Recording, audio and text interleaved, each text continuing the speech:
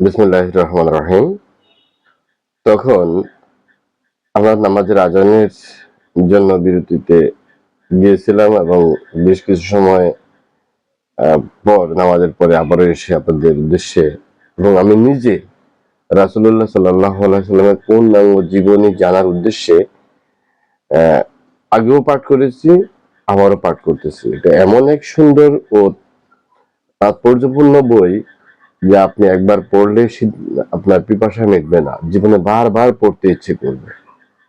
তো আমরা যেখানে শেষ করছিলাম সেখান থেকে আবার শুরু করতেছি। বিসমিল্লাহির রহমানির রহিম।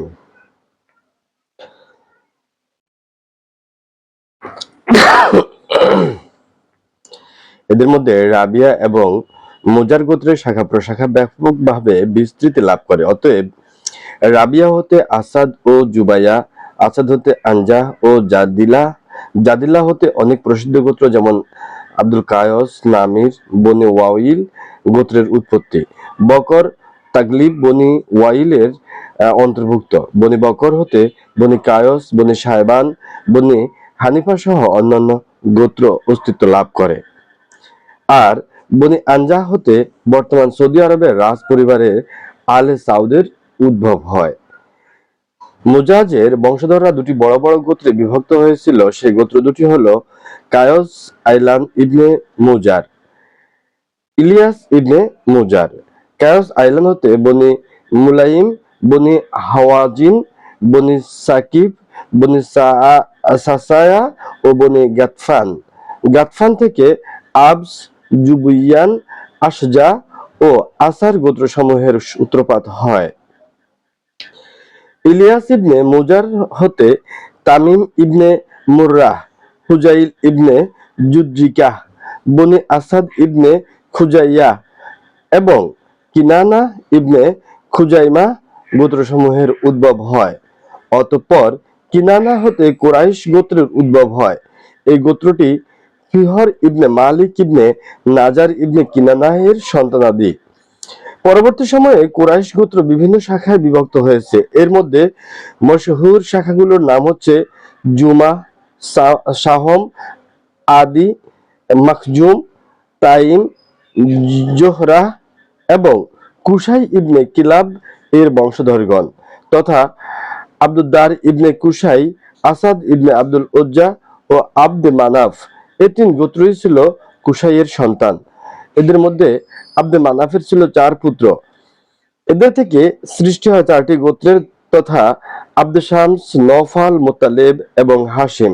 এই হাশিম গোত্র থেকেই আল্লাহ তাআলা আমাদের প্রিয় রাসূল সাল্লাল্লাহু আলাইহি ওয়াসাল্লামকে নবী ও রাসূল রূপে মনোনীত করেন। মহানবী সাল্লাল্লাহু আলাইহি ওয়াসাল্লাম বলেছেন, আল্লাহ তাআলা হযরত ইব্রাহিম আলাইহিস সালামের সন্তানদের মধ্য থেকে হযরত ইসমাঈল আলাইহিস সালামকে, হযরত ইসমাঈল আলাইহিস সালামের সন্তানদের মধ্য থেকে কিনানাহকে মনোনীত করেন। কিনানাহর বংশধরের মধ্যে কুরাইশকে, কুরাইশ থেকে বনি হাশিমকে এবং বনি হাশিম থেকে আমাকে মনোনীত করেন।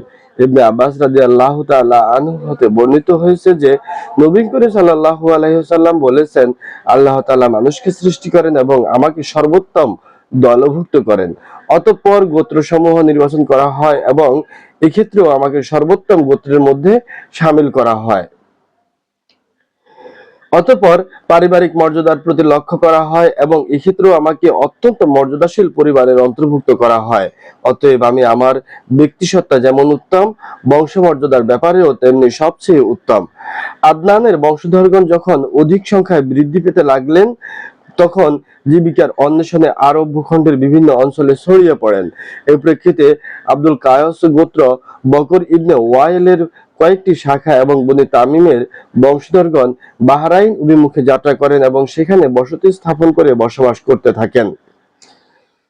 বনু হানিফা ইবনে সাবা ইবনে আলী ইবনে বকর গোত্র ইয়ামামা অভিমুখে গমন করেন এবং তার কেন্দ্রস্থল হুজর নামক স্থানে বসতি স্থাপন করেন। বকর ইবনে ওয়াইল গোত্রের অবশিষ্ট শাখাসমূহ ইয়ামামা থেকে বাহরাইন, সাইফে, কাজেমা, সওয়াদে, ইরাক, উবুল্লাহ এবং হিত প্রভৃতি অঞ্চলে বসতি স্থাপন করেন। বনু তাগলাব গোত্র ফোরাত উপদ্বীপে অঞ্চলে বসতি স্থাপন করে বসবাস করতে থাকেন। অবশ্য তাদের কোনো শাখা বনি বকরের সঙ্গেও বসবাস করতে থাকেন। এদিকে বনি তামিম গোত্র বসরার প্রত্যন্ত অঞ্চলকে বসবাসের জন্য উপযুক্ত ভূমি হিসেবে মনোনীত করেন। বনি সুলাইম গোত্র মদিনার নিকটবর্তী স্থানে বসতি স্থাপন করেন। তাদের আবাসস্থল ছিল ওয়াদিউল কুরা হতে শুরু করে খায়বর এবং মদিনার পূর্ব দিক দিয়ে অগ্রসর হয়ে হারারায়ে বনি সুলাইমের সঙ্গে মিলিত দুই পাহাড়ের পর্যন্ত বিস্তৃত। বনি আসাদ তার বসতি স্থাপন করেন তাইমার পূর্বে ও কুফার পশ্চিমে। ওদের তাইমার মধ্যভাগে বনি তাই গোত্রের এক বহতার পরিবারের আবাস ছিল। বনি আসাদের কর্ষিত ভূমি এবং কুফার মধ্যকার পথের দূরত্ব ছিল 5 দিনের ব্যবধান। বনি জুবাইয়ান গোত্র বসতি স্থাপন করেন ও আবাদ করতেন তাইমার নিকটে হাওরানের আশেপাশে। বনি কিনানাহ গোত্রের লোকজন থেকে যান তেহামায়। এদের মধ্যে কুরাইশরা বসতি স্থাপন করেন মক্কায় এবং পার্শ্ববর্তী অঞ্চলসমূহে। এসব লোক ছিলেন বিচ্ছিন্ন ধ্যান ধারণার অধিকারী। তাদের মধ্যে কোনো নিয়ম শৃঙ্খলা ছিল না। এভাবেই তাদের জীবনধারা চলে আসছিল।